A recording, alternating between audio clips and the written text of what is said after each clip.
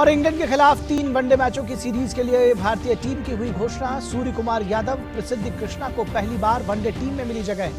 23 मार्च को होगा पहला वनडे।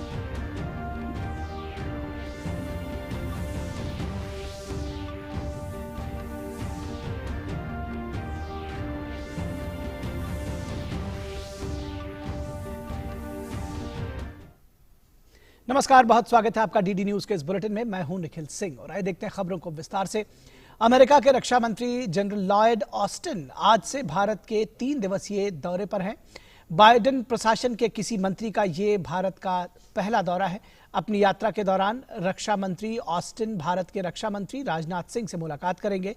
इस दौरान दोनों पक्षों के बीच द्विपक्षीय सुरक्षा सहयोग को मजबूत करने और क्षेत्रीय सुरक्षा चुनौतियों और मुक्त, खुले और समावेशी भारत प्रशांत क्षेत्र को बनाए रखने में सामान्य हितों को लेकर चर्चा होने की उम्मीद है। अमेरिकी रक्षा मंत्री की पहली विदेश यात्रा भारत को इसमें शामिल करना दोनों देशों के बीच मजबूत रणनीतिक साझेदारी को दर्शाती है।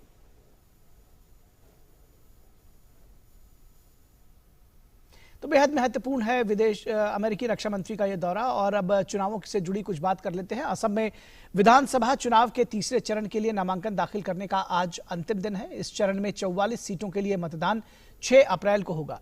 भाजपा के दिग्गज नेता हेमंत बिस्वा शर्मा आज अपना नामांकन दाखिल कर रहे हैं। कल भाजपा के वरिष्ठ नेता और मंत्री सिद्धार्थ भट्टाचार्य ने पूर्वी गुवाहाटी सीट से नामांकन भरा है। इसी सीट के लिए असम गण परिषद के रामेंद्र नारायण कलिता ने भी पर्चा भरा। कांग्रेस नेता रामसेन बोरठाकुर ने जालू कबाड़ी सीट से नामांकन पत्र दाखिल किया है। उधर तमिलनाडु विधानसभा चुनाव के लिए नामांकन दाखिल करने का काम भी आज खत्म हो गया। तमिलनाडु भाजपा अध्यक्ष एल मुरुगन ने धारपुरम आरक्षित सीट से अपना नामांकन भरा। कांग्रेस प्रत्याशी पूर्व सांसद बसंत कुमार के पुत्र और फिल्म अभिनेता विजय वसंत ने कन्याकुमारी लोकसभा सीट के उपचुनाव के लिए अपना नामांकन भरा।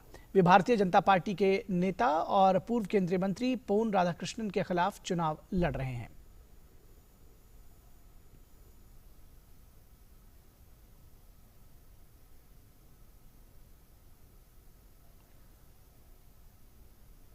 और केरल में विधानसभा चुनाव के मतदान के लिए अब 20 दिन बाकी हैं। आज नामांकन पत्र दाखिल करने का अंतिम दिन होने के कारण इसमें तेजी आ गई है। पुडुचेरी में भी नामांकन दाखिल करने का आज आखिरी दिन है।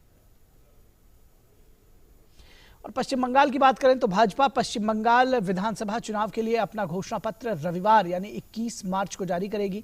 21 मार्च को केंद्रीय गृह मंत्री अमित शाह कोलकाता में भाजपा का घोषणा पत्र जारी करेंगे। भाजपा ने कहा है कि घोषणा पत्र तैयार करने के लिए प्रदेश में लोगों से सुझाव लिए गए हैं। गौरतलब है कि भाजपा के राष्ट्रीय अध्यक्ष जेपी नड्डा ने पिछले महीने फरवरी में राज्य में लोखो सोनार बांग्ला अभियान की शुरुआत की थी।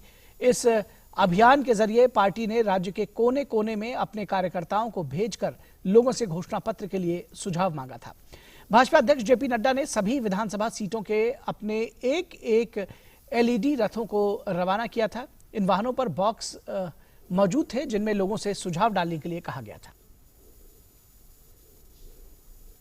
और असम में भाजपा के वरिष्ठ नेता हेमंत बिस्वा शर्मा ने जालू कबारी विधानसभा क्षेत्र से अपना नामांकन दाखिल किया। इससे पहले उन्होंने एक रोड शो किया। और भाजपा के वरिष्ठ नेता और मध्य प्रदेश के मुख्यमंत्री शिवराज सिंह चौहान ने पश्चिम बंगाल के मिदनापुर में पार्टी के लिए प्रचार किया। उन्होंने चेतावनी दी कि राज्य में भाजपा की सरकार आने के बाद तृणमूल कांग्रेस के गुंडों के विरुद्ध कार्रवाई की जाएगी। टीएमसी का एक मतलब और है। टी मतलब टेरर, आतंक। एम मतलब मर्डर और सी मतलब करप्शन, भ्रष्टाचार। ये टीएमसी हो गई है। मैं टीएमसी के गुंडों को चेतावनी देता हूं। 2 मई ममता गई, दीदी गई, एक एक गुंडों को सबक सिखाया जाएगा, चिंता मत करो। कांग्रेस नेता राहुल गांधी ने असम के डिब्रूगढ़ में एक जनसभा को संबोधित किया। राहुल गांधी ने लोगों से अपनी पार्टी के पक्ष में वोट देने की अपील की।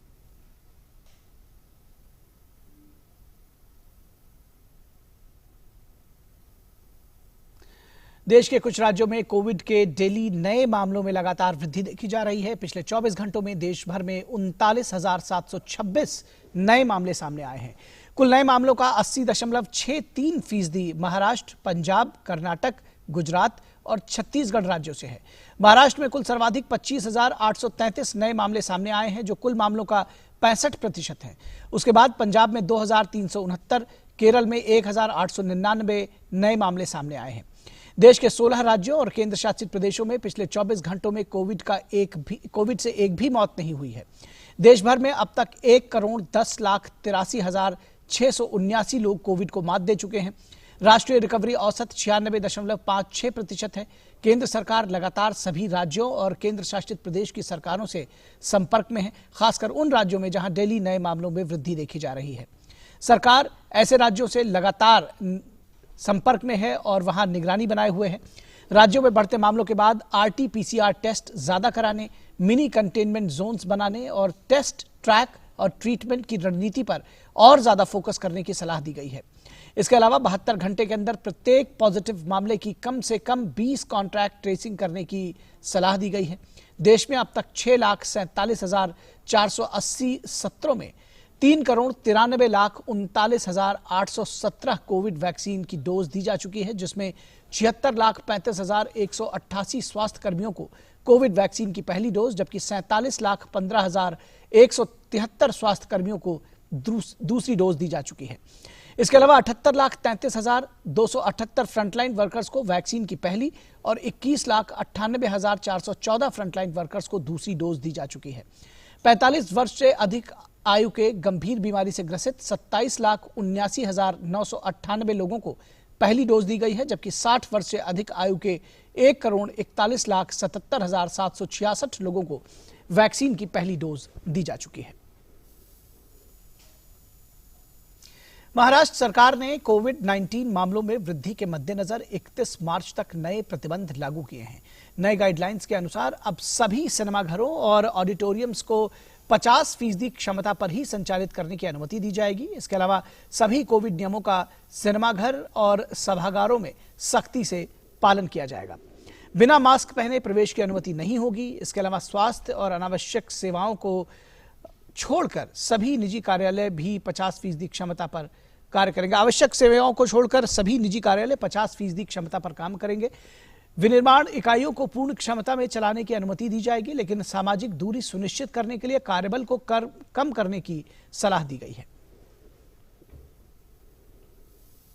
और गुजरात की बात करें, देश के कुछ हिस्सों में कोरोना संक्रमण के बढ़ते मामले चिंता का सबब बने हुए हैं। खासकर महाराष्ट्र, गुजरात, पंजाब में कोरोना के बढ़ते मामलों को लेकर सख्त सावधानियां बरती जा रही हैं।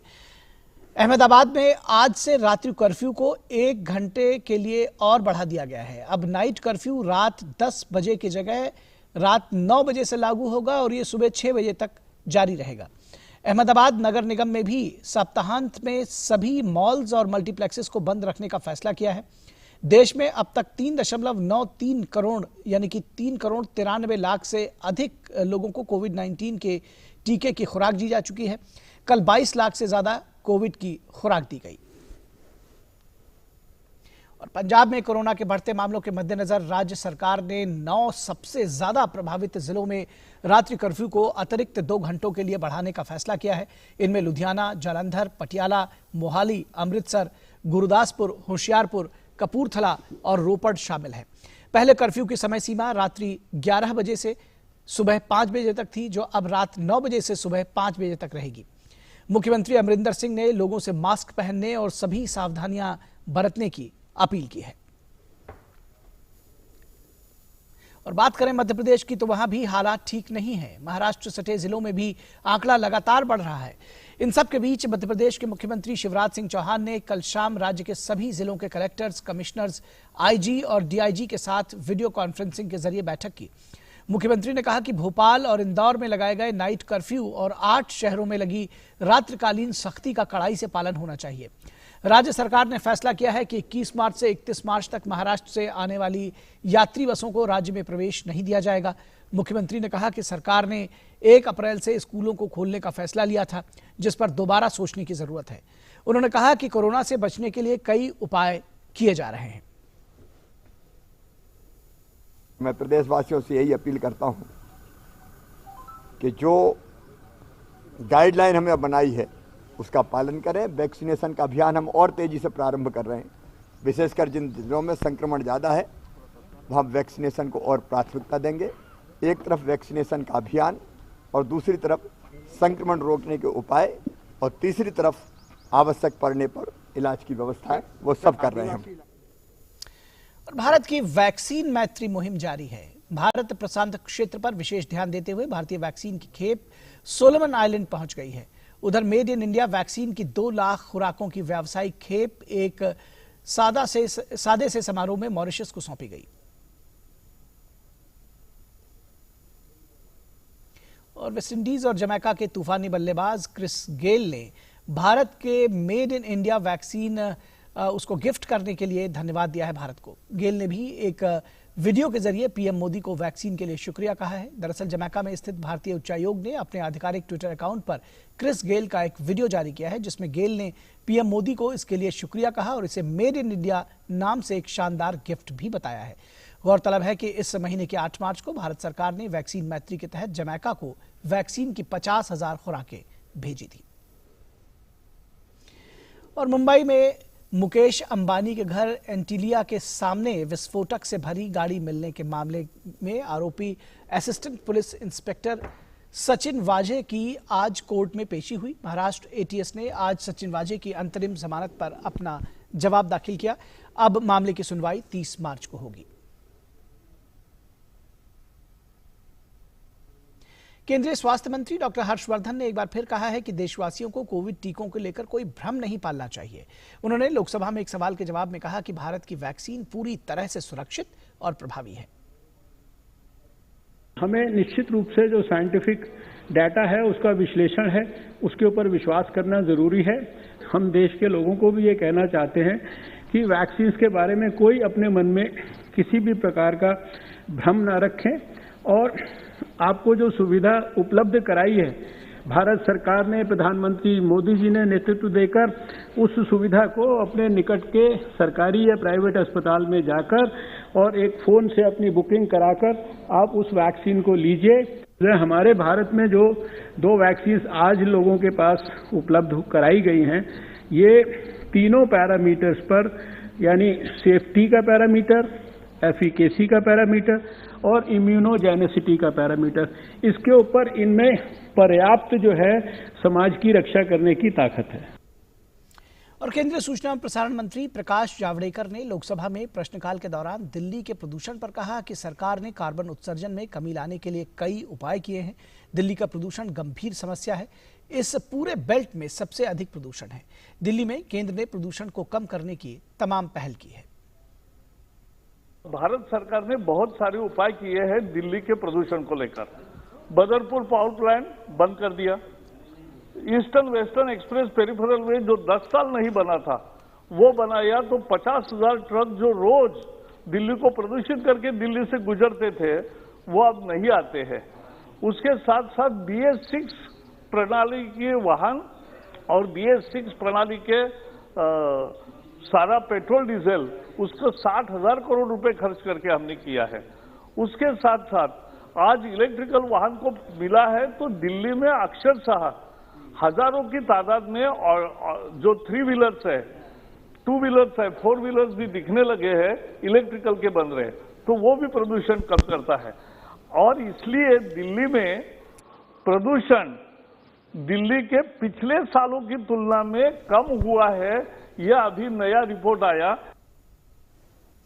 और जावड़ेकर ने आगे कहा कि केंद्र राष्ट्रीय स्वच्छ वायु कार्यक्रम के माध्यम से 100 शहरों में प्रदूषण पर अंकुश लगाने की योजना बना रहा है। प्रधानमंत्री ने स्वतंत्रता दिन पर इस बार लाल किले के प्राचीर से बताया है कि आने वाले 5 साल में हम 100 शहरों में जहां प्रदूषण का समस्या है उस प्रदूषण की स्थिति में हम अच्छा सुधार करेंगे। और उसके लिए हमने नेशनल क्लीन एयर प्रोग्राम ये तैयार किया है और उसका हर सिटी वाइज प्रोफाइल अलग होता है, प्रदूषण का कारण अलग होते हैं, तो उन कारणों पर उपाय करने वाले एक हर शहर का प्लान बन गया है। उसके लिए हमने पैसा भी दिया है और सभी राज्यों के साथ और सभी शहरों के साथ काम करके हम प्रधानमंत्री के लक्ष्य को निश्चित हासिल करेंगे, इतना मुझे विश्वास है। रेल मंत्री पीयूष गोयल ने राज्यसभा में प्रश्नकाल के दौरान मुंबई में रेल व्यवस्था को लेकर कहा कि सरकार मुंबई ही नहीं बल्कि पूरे देश में रेल व्यवस्था को ठीक करने के लिए आवश्यक कदम उठा रही है। वास्तव में कई ऐसे प्रपोजल्स देश भर में अलग अलग जगह से आते हैं नए डिविजन्स बनाने के लिए। जोनल जनरल मैनेजर्स उसको रेलवे बोर्ड को भेजते हैं और फिर रेलवे बोर्ड की जिम्मेदारी है कि वो उसके ऊपर पूरी होलिस्टिक व्यू ले, ऑल इंडिया पर्सपेक्टिव से व्यू ले। मैं माननीय एलओपी साहब के पास स्वयं जाऊंगा, रिपोर्ट और डिटेल्स लेके जाऊंगा और उनके साथ चर्चा करूंगा। धन्यवाद। रेल मंत्री ने रेलवे स्टेशन के नवीनीकरण में ऐतिहासिक धरोहरों के खराब होने के सवाल पर कहा कि ऐसा बिल्कुल नहीं है। ऐतिहासिक रेलवे स्टेशन का विशेष ख्याल रखा जा रहा है। जहां जहां हम रीडेवलप कर रहे हैं स्टेशंस को, उसकी जो लोकल कल्चर है, जो लोकल आइडेंटिटी है, जो ट्रेडिशनल उसका लुक है, उसको हम हर्ट नहीं कर रहे हैं, डैमेज नहीं कर रहे हैं। और जहां तक हो सके लोकल लोगों के साथ चर्चा करके, हेरिटेज एक्सपर्ट, खासतौर पे छत्रपति शिवाजी महाराज टर्मिनस तो भारतीय रेल की शान है, तो कोई सवाल ही नहीं है कि उसको हम किसी प्रकार से भी उसके फसाड को, उसके स्ट्रक्चर को, उसकी ब्यूटी को जरा भी आंच आने देंगे। उसको कैसे एनहांस करना, एक्सेन्युएट करना, कैसे उसमें और सुविधाएं अच्छी हो जाएं। और पंजाब में अनाज की सरकारी खरीद में पैसा कमीशन एजेंट के जरिए किसानों को दिए जाने के मुद्दे पर बीजेपी राज्यसभा सांसद सुशील कुमार मोदी से हमारे संवाददाता शैलेंद्र मिश्र ने खास बातचीत की। उन्होंने कहा कि जब पूरे देश में सीधे किसानों के खातों में पैसा जाता है तो पंजाब में ऐसा क्यों नहीं होता। बीजेपी से राज्यसभा सांसद सुशील कुमार मोदी हमारे साथ है। सर, एक तरफ किसान आंदोलन चल रहा है पंजाब में, खास तौर पर देखें, और एक तथ्य है कि जो खरीद होती है सरकारी एमएसपी पर अनाजों की, पंजाब इकलौता स्टेट है जहां पर आड़तियों के जरिए खरीद होती है और आड़तियों को पैसा जाता है, सीधे किसानों को नहीं। देखिए, मुझे नहीं पता मालूम है किसके माध्यम से जाता है, लेकिन बिहार जैसा गरीब और पिछड़ा जो राज्य है वहाँ भी हर एक किसान को एमएसपी पर खरीद का जो पैसा है वो सीधे उनके खाते में ट्रांसफ़र होता है, वो कोई उनको नगद नहीं मिलता है। तो ट्रांसपेरेंसी का ज़माना, डीबीटी का ज़माना है, क्यों किसी को नगद दिया जाएगा। और देखिए, नगद भुगतान करने में इतनी गड़बड़ियाँ होती है, इतना भ्रष्टाचार है। उसी भ्रष्टाचार को कम करने के लिए हम लोगों ने ये किया कि हर किसान का खाता होगा और जब वो बेचेगा तो उसके बाद उसके खाते में पैसा ट्रांसफ़र होगा, जबकि पहले उसको नगद भुगतान किया जाता था। एफसीआई ने जब सर्कुलर जारी किया तो पूरा बवाल हो गया पंजाब में, और तमाम जो दल हैं पंजाब के, कांग्रेस पार्टी खास तौर पर, वो लोग विरोध कर रहे हैं इस सीधे पैसा किसानों को देने। तो आश्चर्य लग रहा है, पीएम किसान के अंदर कितने करोड़ों किसानों को पैसा मिल रहा है, और आज तो भारत सरकार और राज्य सरकारों का 99% पैसा जो है ऑनलाइन उनके खाते में ट्रांसफ़र हो रहा है। तो जब पूरे देश में हो रहा है तो पंजाब में क्यों विरोध कर रहे हैं। इसका मतलब है कि कुछ लोगों को लग रहा है कि अगर ये डायरेक्ट ट्रांसफ़र होने लगेगा तो उनका जो कट था, उनका जो कमीशन था, उनकी जो अवैध कमाई थी वो रुक जाएगी। बिहार से ही बड़े पैमाने पर धान जो है पंजाब चला जाता है, और पंजाब में वो धान जो है, पंजाब का धान दिखाकर एमएसपी पर बेच दिया जाता है। ट्रेन की ट्रेन भरकर, ट्रकों में भर भर कर, और बिहार का धान पंजाब जाता है और फिर एमएसपी के नाम पर वो वहाँ पर बिक जाता है। तो वो एक अलग गड़बड़ी है जिसको रोकने का काम सरकारों को करना है, लेकिन बड़े पैमाने पर गड़बड़ी की संभावना अगर सीधे खाते में पैसा नहीं गया जाए। धन्यवाद।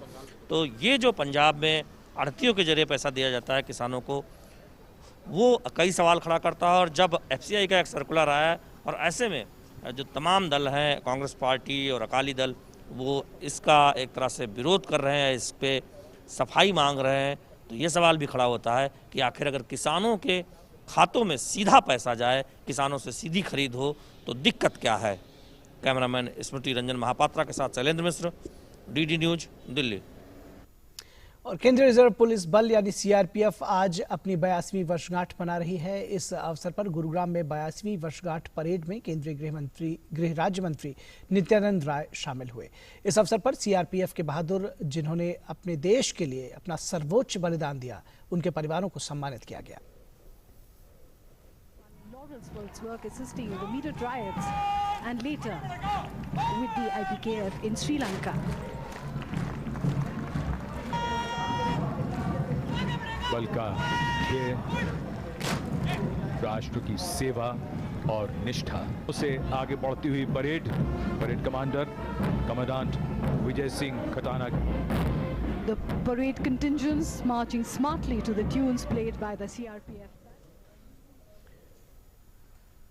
और इस मौके पर केंद्रीय मंत्री ने कहा कि सीआरपीएफ देश के विभिन्न हिस्सों में शांति बहाली प्रक्रिया में महत्वपूर्ण भूमिका निभा रही है. उन्होंने कहा कि जम्मू कश्मीर में सीआरपीएफ ने कई फिदायीन हमले को नाकाम करने में सफलता प्राप्त की है. शांति स्थापना एवं उन्नति के लिए विभिन्न योजनाओं के माध्यम से विकास कार्यों को कर रहे हैं, जिसमें सीआरपीएफ की बहुत महत्वपूर्ण भूमिका है. वर्तमान समय में जम्मू और कश्मीर में पाकिस्तान प्रायोजित आतंकवाद का मुकाबला करते हुए उग्रवादियों का सफाया एवं जम्मू कश्मीर में शांति स्थापित करना तथा विकास के मार्ग प्रशस्त करने तथा उन्हें मुख्य धारा में लाने की सरकार की नीति को लागू करने में सीआरपीएफ अपनी महत्वपूर्ण भूमिका निभा रही है. बल के कैंपों पर हुए अनेक फिदायीन हमलों को भी हमारे सीआरपीएफ के बहादुर जवानों ने विफल करते हुए फिदायीनों को मौत के घाट उतारा है, जो कि आपकी व्यावसायिक दक्षता और जज्बे को प्रदर्शित करता है. और सीआरपीएफ बल के महानिदेशक कुलदीप सिंह ने कहा कि जब भी चुनाव के लिए केंद्रीय सशस्त्र पुलिस बलों की जरूरत होती है तो राज्य सीआरपीएफ की मांग करते हैं. सीआरपीएफ नक्सलवाद और आतंकवाद से लड़ने में महत्वपूर्ण भूमिका निभा रहा है. उन्होंने कहा कि सीआरपीएफ ने अंतर्राष्ट्रीय मिशंस में भी अपनी महत्वपूर्ण भूमिका निभाई है. देश में जहां कहीं भी कानून और व्यवस्था की समस्या होती है, चुनाव या अन्य किसी भी प्रकार की ड्यूटी में जब भी केंद्रीय सुरक्षा बलों की आवश्यकता होती है तो राज्य सबसे पहले सीआरपीएफ की ही मांग करते हैं. केंद्र सरकार ने भी चुनाव हेतु सीआरपीएफ को ही नोडल एजेंसी नियुक्त किया है. जम्मू कश्मीर में सैकड़ों दुर्दांत आतंकवादियों को मार गिराने एवं फिदायीन हमलों को नाकाम करने में इस बल ने बड़ी कामयाबी हासिल की है. यह बल अपनी पूरी दक्षता एवं कार्यकुशलता से श्री अमरनाथ यात्रा, श्री माता वैष्णो देवी, राम जन्मभूमि, कृष्ण जन्मभूमि, संसद भवन की सुरक्षा आदि का दायित्व भी सफलतापूर्वक निभा रहा है. देश ही नहीं वरंतु विदेशों में भी यूएन मिशन के अंतर्गत कोसोवो, श्रीलंका, हाइती, लाइबेरिया में भी इस बल ने अपनी महत्वपूर्ण भूमिका अदा की है. और जम्मू कश्मीर के पुलिस प्रमुख दिलबाग सिंह ने कहा है कि अमरनाथ यात्रा के लिए सभी तैयारियां की जा रही हैं. उन्होंने बताया कि पुख्ता सुरक्षा व्यवस्था सुनिश्चित करने के लिए सभी कदम उठाए जा रहे हैं.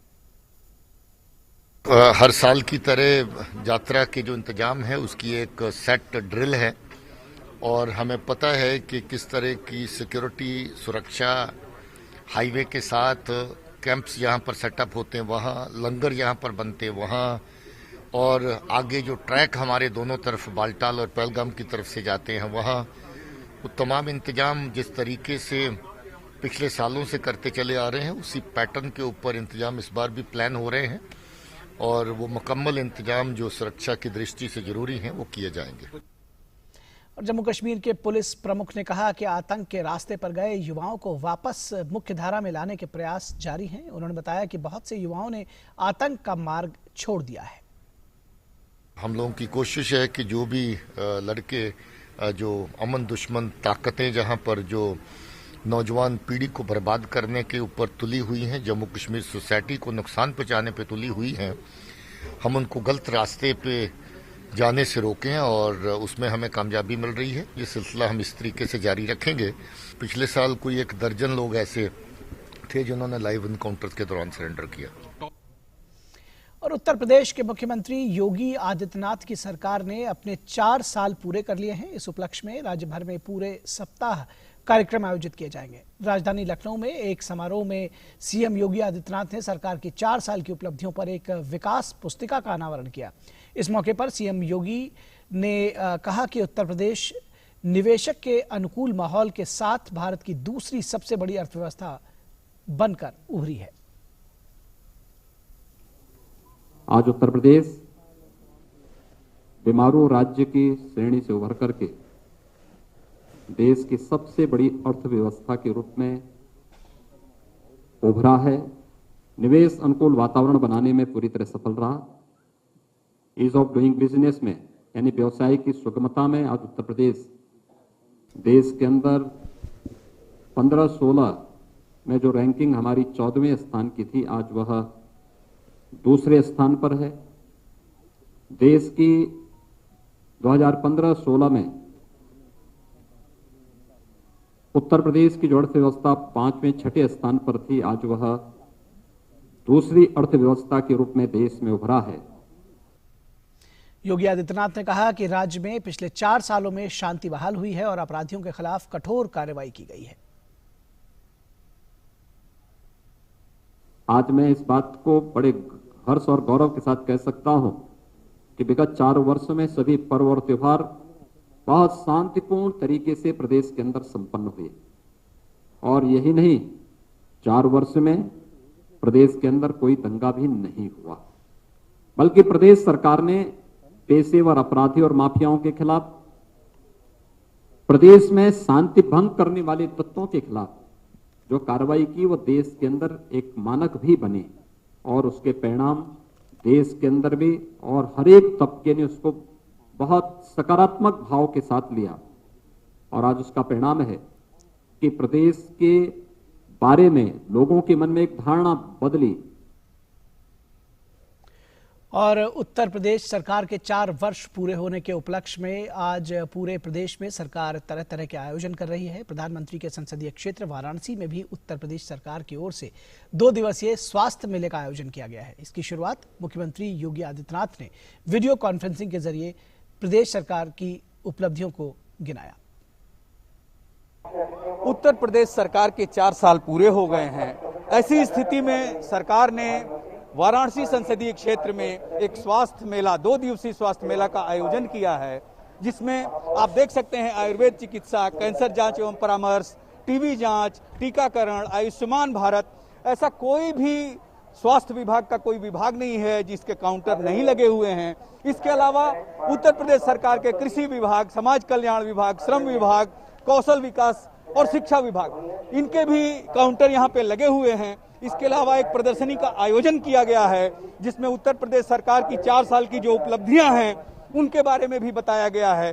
और ये नारा है कि दशकों में जो नहीं कर सके 4 साल में हमने किया। ये इस नारे के साथ इस प्रदर्शनी का आयोजन किया गया है। इस 2 दिवसीय स्वास्थ्य मेले का आयोजन किया गया है प्रधानमंत्री के संसदीय क्षेत्र वाराणसी में।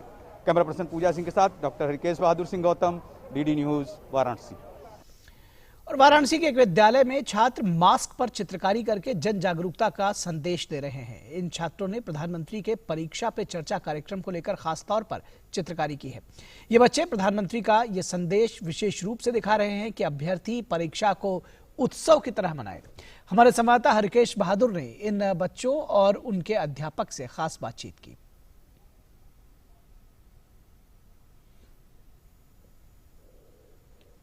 ये बीएचयू केंद्रीय विद्यालय है, अपने आप में काफ़ी खास है, बनारस के लिए भी और बीएचयू के लिए भी।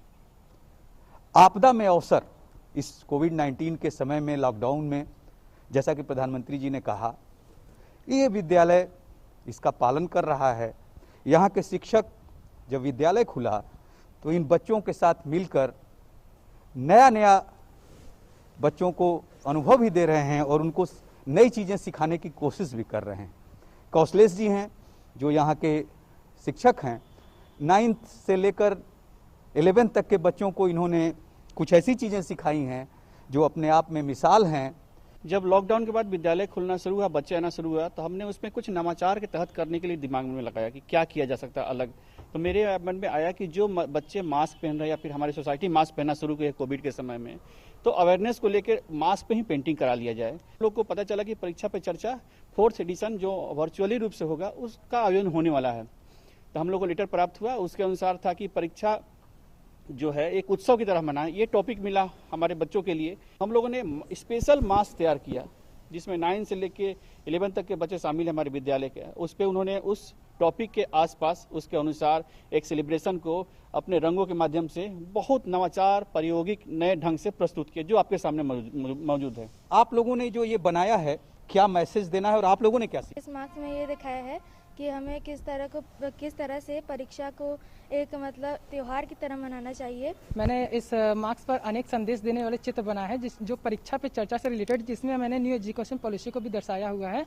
मोदी जी हमारे जो प्रधानमंत्री हैं माननीय, उनको भी दिखाया है और ये दिखाया कि कैसे हर साल वो हमें प्रेरित करते हैं, हमें उत्साहित करते हैं कि हमें परीक्षा के प्रति अपना वो बदलना है, जो हमारी दृष्टि, और हमको उसको एक उत्साह की तरह देखना है। मैं इसमें ये कहना चाहती हूँ कि एग्ज़ाम को ज़्यादा बर्डन लेके नहीं देना चाहिए। मैं इस तरह ये संदेश देना चाहता हूँ कि आप अपनी पढ़ाई को फिर से कंटिन्यू करें और अच्छे नंबरों से फिर से अच्छे से पास हो जाओ और एग्ज़ाम्स को त्यौहार की तरह मनाएं। हमें कैसे खुद से मतलब आत्मनिर्भर रहना चाहिए और पढ़ाई को ज़्यादा टेंशन से नहीं लेना चाहिए, उसे फेस्टिवल की तरह मनाना चाहिए। प्रधानमंत्री जो यहाँ के सांसद भी हैं, उनका संदेश ये बच्चे किस तरह से ग्रहण कर रहे हैं, आप खुद इनकी बात सुने हैं। बच्चों के लिए प्रधानमंत्री का कहना है कि परीक्षा आपके लिए त्यौहार है। अगर आपकी तैयारी है तो परीक्षा आपके लिए त्यौहार है, इसलिए आप तैयारी करें, कोविड के जो रूल्स हैं उनका पालन करें और अच्छे से परीक्षा दें। Camera person doctor Ajay Singh के साथ doctor Harkesh Bahadur Singh Gautam, DD news, केंद्रीय विद्यालय BHU वाराणसी। और केंद्रीय शिक्षा मंत्री रमेश पोखरियाल निशंक ने आज नई दिल्ली के सफदरजंग रोड स्थित अपने निवास स्थान से शिक्षा मंत्रालय तक ऊर्जा स्वराज यात्रा बस में सफर किया। IIT बॉम्बे के इस प्रोफेसर और ऊर्जा स्वराज फाउंडेशन के संस्थापक चेतन सिंह सोलंकी ने साल 2020 से 2030 तक 11 साल की अवधि के दौरान इस सोलर बस में ऊर्जा स्वराज यात्रा की शुरुआत की है।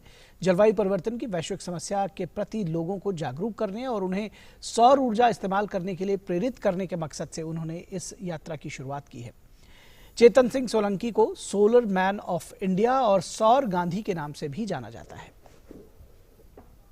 जो शाश्वत ऊर्जा है उसको कैसे करके उसको प्रयोग में लाना, उसकी तकनीकी को कैसे विकसित करना, ये डॉक्टर चेतन का ये अभियान रहा है। इन्होंने 30 देशों की यात्रा की है और इनको बहुत सारे देशों ने सम्मानित भी किया है, पुरस्कार भी मिले हैं। मौसम परिवर्तन की पूरी दुनिया के सामने घनघोर चुनौतियां हैं, जिससे आगे 10-20 सालों में जो विभत्सता हमको दिख रही है, जो कठिनाई दिख रही है, उसका समाधान कैसे करके वो ताकत के साथ आत्मनिर्भर भारत बनाने के साथ, आत्मनिर्भर विश्व बनाने के साथ कैसे हो सकता है, ये प्रोफेसर चेतन की जो यात्रा है। अंतर्राष्ट्रीय योग दिवस की उल्टी गिनती शुरू हो गई है और आजादी के 75 साल के मौके पर देश के 75,000 गांवों में योग सत्र का आयोजन किया जाएगा। आयुष मंत्रालय के सचिव वैद्यराज राजेश कटोचा ने डीडी न्यूज से खास बातचीत में कहा कि इन 75,000 गांवों के प्रत्येक परिवार के कम से कम एक व्यक्ति इसमें जरूर योग की प्रैक्टिस करें। इसके अलावा 75 देशों में 75,000 योग प्रशिक्षक तैयार किए जाएंगे। इस बार अंतर्राष्ट्रीय योग दिवस पर आयुष मंत्रालय की खास तैयारियां हैं। अंतर्राष्ट्रीय योग दिवस की उल्टी गिनती शुरू हो गई है। हमारे साथ है आयुष सेक्रेटरी वैद्यराज राजेश कोटेचा जी।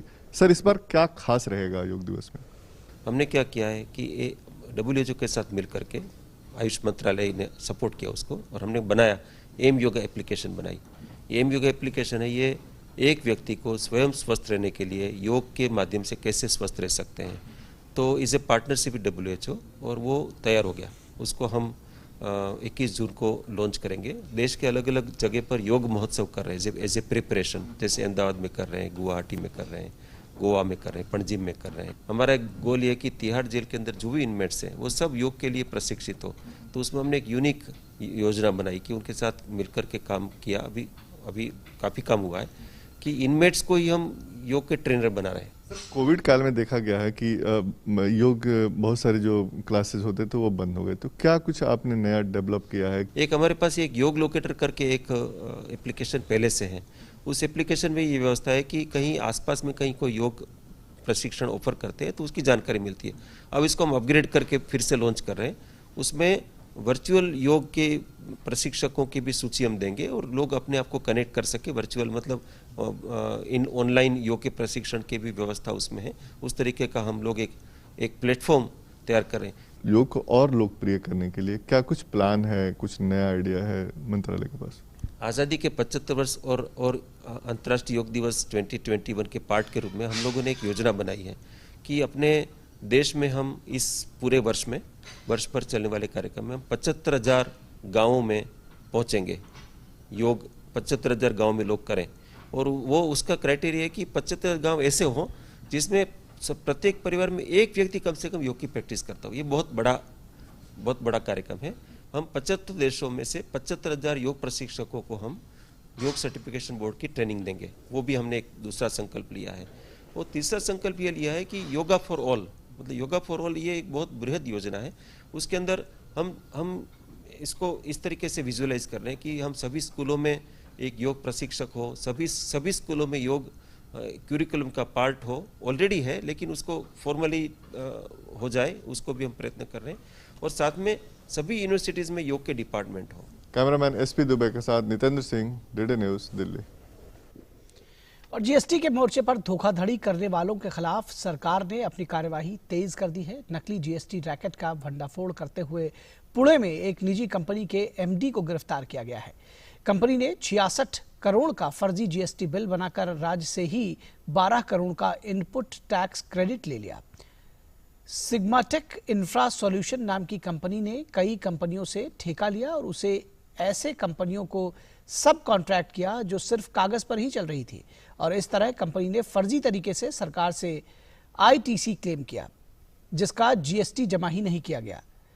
इस बीच जीएसटी पर बनी संसदीय समिति ने अपने रिपोर्ट संसद में पेश कर दी है। समिति के अध्यक्ष पूर्व वित्त राज्य मंत्री जयंत सिन्हा हैं। समिति का मानना है कि जीएसटी कलेक्शन बढ़ाने को लेकर सरकार को संरचना और व्यवस्था दोनों स्तर पर फैसले लेने की जरूरत है। और अमेरिका और चीन के बीच अलास्का में उच्च स्तरीय बैठक चल रही है। अमेरिका ने कहा है कि उसे चीन के साथ कोई विवाद की स्थिति पैदा नहीं करनी है, लेकिन अमेरिका अपने आदर्शों और मूल्यों के लिए हमेशा प्रतिबद्ध रहेगा। हालांकि अमेरिका ने चीन को चेतावनी देते हुए कहा है कि चीन को अंतर्राष्ट्रीय कानूनों का सम्मान करना चाहिए, वरना उसे दुनिया में हिंसा से भरे परिदृश्य के लिए तैयार रहना चाहिए।